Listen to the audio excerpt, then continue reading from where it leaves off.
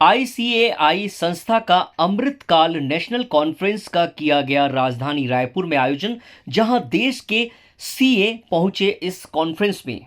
आज से ठीक 75 वर्ष पहले सन 1949 में इस संस्था का गठन हुआ। तब संस्था में कुल 1600 लोग रजिस्टर्ड हुए थे।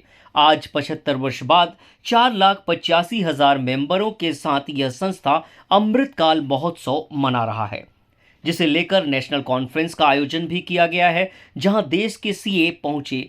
जहां 2 दिवसीय नेशनल कॉन्फ्रेंस का आयोजन राजधानी रायपुर में किया जा रहा है। मुख्यमंत्री विष्णुदेव साय ने कहा है कि देश के आर्थिक विकास में सीए की महत्ता को ऐसा समझा जा सकता है जैसे मानव शरीर में रीढ़ की हड्डी की जो भूमिका होती है, वहीं जीएसटी लाने में योगदान सीए का है, वहीं देश की आर्थिक तरक्की में भी अहम योगदान सीए ही निभाते हैं। आने वाले 2047 में विकसित भारत की कल्पना इनके बिना अधूरी होगी। आज छत्तीसगढ़ के लिए और विशेषकर रायपुर के लिए बड़ा सौभाग्य का विषय है कि यहाँ पर एक दिवसीय आईसीएआई के द्वारा अमृतकाल नेशनल कॉन्फ्रेंस का आयोजन किया गया है।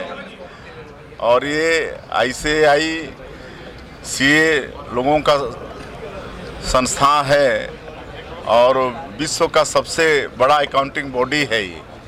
आज 4,85,000 इसके मेंबर हैं और इसकी शुरुआत 1949 में हुई थी, जब मात्र 1600 सदस्य थे। लेकिन ये 75 वर्षों में इतना विकास ये किया है और देश की आर्थिक प्रगति में इनका बहुत बड़ा योगदान रहता है। आज इस देश में माननीय हमारे देश के यशस्वी प्रधानमंत्री श्री नरेंद्र मोदी जी जीएसटी लागू किए हैं, तो उसमें हमारे सीए बंधुओं का बहुत बड़ा योगदान, उनका सलाह मशविरा रहा है। और जीएसटी लगने के बाद इनकी भूमिका और भी बढ़ गई है।